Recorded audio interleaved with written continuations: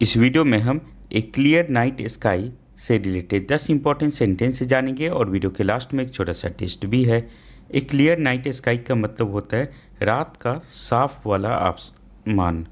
First sentence है, I saw many stars in a clear night sky. The stars twinkled in a clear night sky. The moon looked big in a clear night sky. We watched the moon in a clear night sky. On Diwali, we saw fireworks in a clear night sky. Next sentence है, I counted stars in a clear night sky. The plane flew across a clear night sky. The stars told stories in a clear night sky. We made wishes looking at a clear night sky.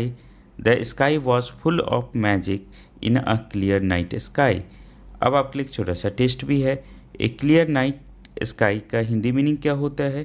दो option है, डरावना आसमान या रात का साफ आसमान। सही आंसर वीडियो के कमेंट सेक्शन में बताना है। इसी तरह के और भी वीडियोस के लिए हमारे इस यूट्यूब चैनल को सब्सक्राइब कर लो। All the best for your upcoming exam.